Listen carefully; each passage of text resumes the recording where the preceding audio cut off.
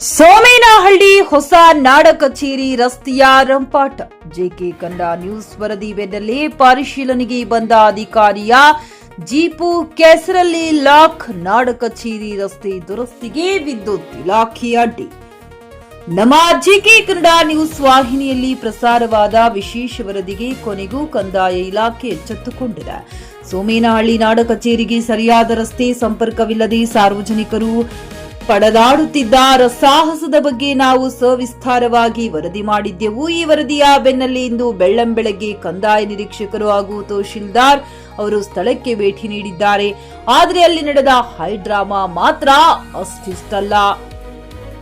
ರಸ್ತೆ ಸರಿಪಡಿಸಲು ಬಂದ ತಹಶೀಲ್ದಾರ್ ಅವರ ವಾಹನವೇ ಕೆಸರಿನಲ್ಲಿ ಸಿಲುಕಿ ಒದ್ದಾಡುವಂತಾಯಿತು.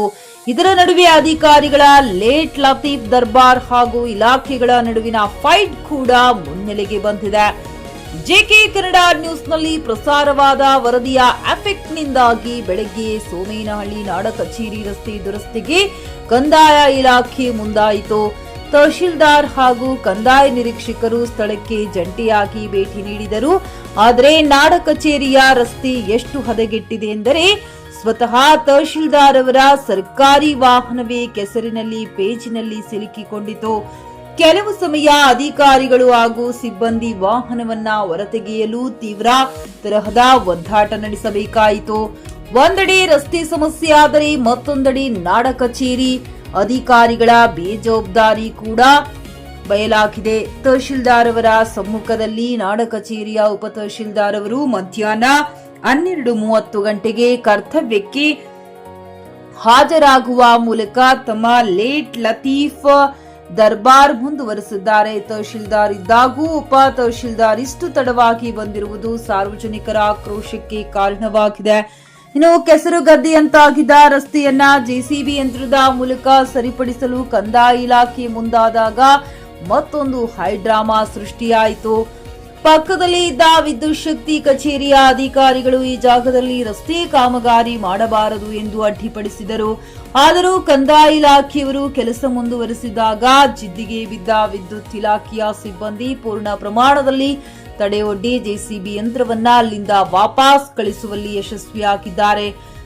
ಕಂದಾಯ ಮತ್ತು ವಿದ್ಯುತ್ ಇಲಾಖೆಯ ಈ ಒಳ ಗುದ್ದಾಟದಿಂದಾಗಿ ಸದ್ಯಕ್ಕೆ ಕೇವಲ ದ್ವಿಚಕ್ರ ವಾಹನಗಳು ಮಾತ್ರ ಹೋಗುವಷ್ಟು ತಾತ್ಕಾಲಿಕ ದಾರಿ ನಿರ್ಮಾಣವಾಗಿದೆ.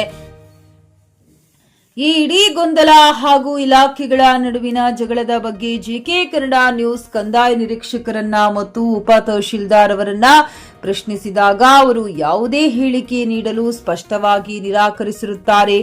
ಒಟ್ಟಿನಲ್ಲಿ ಜೆಕೆ ಕನ್ನಡ ನ್ಯೂಸ್ ವರದಿಯಿಂದ ಅಧಿಕಾರಿಗಳೇನೋ ಸ್ಥಳಕ್ಕೆ ಬಂದರು, ಆದರೆ ಇಲಾಖೆಗಳ ನಡುವಿನ ಸಮನ್ವಯದ ಕೊರತೆಯಿಂದಾಗಿ ನಾಡ ಕಚೇರಿ ರಸ್ತೆ ಸಮಸ್ಯೆ ಸಂಪೂರ್ಣವಾಗಿ ಬಗೆಹರಿದಿಲ್ಲ. ಇನ್ನು ಮುಂದಾದರೂ ಹಿರಿಯ ಅಧಿಕಾರಿಗಳು ಎಚ್ಚೆತ್ತುಕೊಂಡು ವಿದ್ಯುತ್ ಇಲಾಖೆಯೊಂದಿಗೆ ಮಾತನಾಡಿ ಸಾರ್ವಜನಿಕರಿಗೆ ಅನುಕೂಲ ಮಾಡಿಕೊಡುತ್ತಾರಾ ಕಾದು ನೋಡಬೇಕಾಗಿದೆ.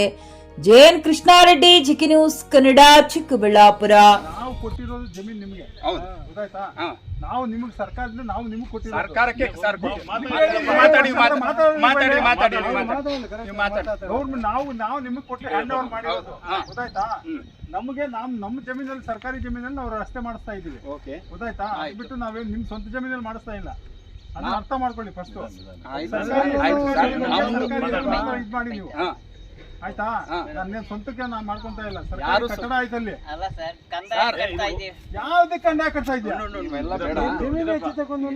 ಖರೀದಿಸುವ ಪ್ಲಾನ್ ಇದ್ದೀರಾ? ಹಾಗಾದ್ರೆ ಕೇತಕಿ ಡೆವಲಪರ್ಸ್ ನಲ್ಲಿ ಮೂಲಭೂತ ಸೌಕರ್ಯಗಳುಳ್ಳ CC road, footpath, garden, under drainage, water supply, ಉತ್ತಮ ಪರಿಸರವುಳ್ಳ ಫ್ಲಾಟ್ಸ್ ಲೇಔಟ್ ಲಭ್ಯ. ಬೀದರ್, ಹುಮ್ನಾಬಾದ್ ಸೇರಿದಂತೆ ಹಲವು ಭಾಗಗಳಲ್ಲಿ ಸುಂದರ ಲೇಔಟ್ಗಳಿದ್ದು ಅತ್ಯುತ್ತಮ ಬೆಲೆ, ಇಎಂಐ ಸ್ಕೀಮ್ಸ್ ಅನ್ನು ಲಭ್ಯ. ಹಾಗಿದ್ರೆ ತಡೆಯಾಕೆ ಹಿಂದೆ ಸಂಪರ್ಕಿಸಿ 7676474747 ಎಂಡಿ ಸಂಗಮೇಶ್ ಚಿದ್ರಿ, ಹುಮ್ನಾಬಾದ್. ಗ್ರಾಹಕರ ಸ್ಯಾಟಿಸ್ಫ್ಯಾಕ್ಷನ್ ನಲ್ಲಿ ನಂಬರ್ 1 ತೃಪ್ತಿಕರದಾಯಕವಾದ ಹುಮ್ನಾಬಾದ್ನ ಎಸ್ವಿ ಟಿವಿಎಸ್ ಶೋರೂಮ್ ನಿಮಗಾಗಿ ತರುತ್ತಿದೆ ಹೊಸ ಮಾಡೆಲ್ಗಳ ಹೊಸ ಬೈಕ್ಗಳು. ಇಲ್ಲಿ ಟಿವಿಎಸ್ ನ ಸ್ಪೇರ್ ಪಾರ್ಟ್ಸ್ ಹಾಗೂ ಸರ್ವಿಸ್ ಕೂಡ ಲಭ್ಯ. ಹಾಗಿದ್ರೆ ತಡೆಯಾಕೆ ಹಿಂದೆ ಭೇಟಿ ನೀಡಿ. ನಾಗಲಕ್ಷ್ಮಿ ದಾಬಾ ಹತ್ತಿರ, ಗುಲ್ಬರ್ಗಾ ರೋಡ್, ಹುಮ್ನಾಬಾದ್. ಹೆಚ್ಚಿನ ಮಾಹಿತಿಗಾಗಿ ಸಂಪರ್ಕಿಸಿ 8494951009.